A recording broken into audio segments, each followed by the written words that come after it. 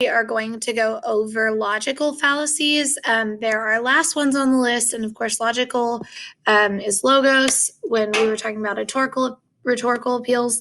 You're going to take the quiz for this today and finish up reading Love is a Fallacy. Make sure you do the discussion question. And then next week, we're going to work a little bit more with fallacies. I am making this video in advance. I know that there's a chance that school will get canceled tomorrow, which today is Thursday, the 11th. If school is canceled Friday the 12th, then you will be watching this video next Tuesday because we already don't have school Monday. Knock on wood if school doesn't get canceled Tuesday as well because it's supposed to be -5. So, anyway, we're going to go over this now, and whenever you see it, you see it.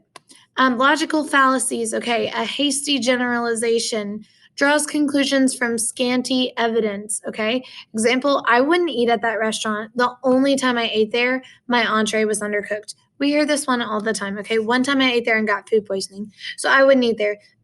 Not a guaranteed thing every time, right?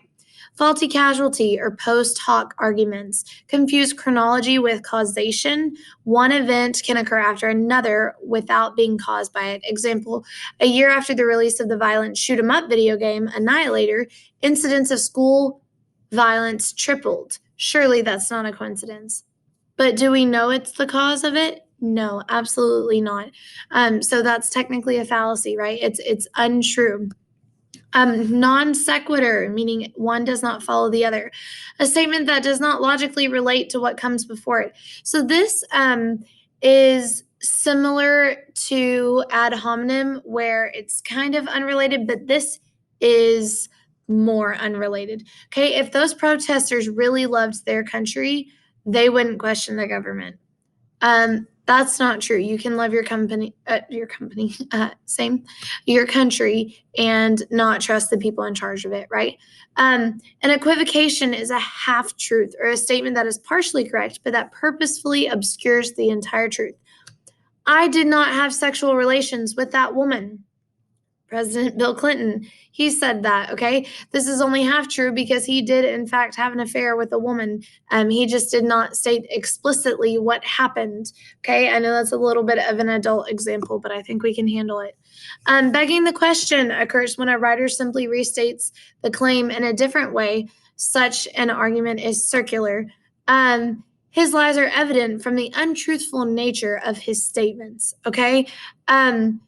So you're kind of saying exactly what they said in just a different way to make it sound more official, but it's really not. A faulty analogy, inaccurate, inappropriate, or misleading comparison between two things. For example, letting prisoners out on early release is like absolving them of their crimes. Okay, so they're saying, and absolving them of their crimes means cleaning the slate, right? They don't have to serve punishment for their crimes. So you're saying if you let them out early, it's like they're not even being punished for that. That's not true. They are still going a punished time. It's just not the original agreed upon time, right? Stacked evidence represents only one side of the issue, thus distorting the issue, okay? Cats are superior to dogs because they're cleaner, cuter, and more independent. This is pretty much just bias, right? We had the question on the bias quiz a couple weeks ago that if you Google exactly what you're looking for, it was that coronavirus question. And if you Google blah, blah, blah, coronavirus, I just got a text from school, so I'm going to check it to see.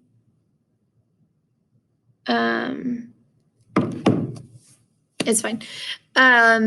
Okay, I just had to make sure we weren't like getting shut down or something.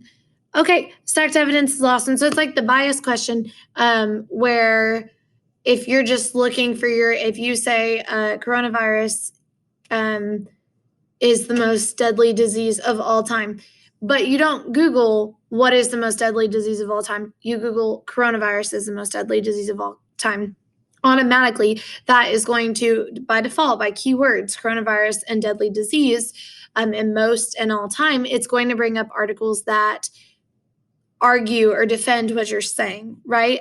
Likewise, if you Google coronavirus is a hoax, the words hoax and coronavirus are going to go together, and you're going to find articles supporting that because there are people who believe both of those things. Those are complete opposite extreme sides. Don't hear me pushing either one, please.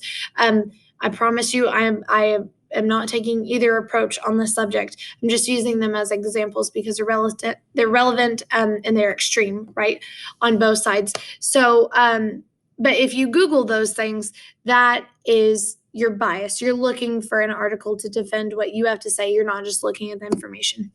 Same exact thing with stacked evidence. Okay, go ahead and take this logical fallacies quiz and finish reading Love is a Fallacy. I hope you enjoyed it. I really love that story. We'll do some more with fallacies next time I see you. Okay, good luck.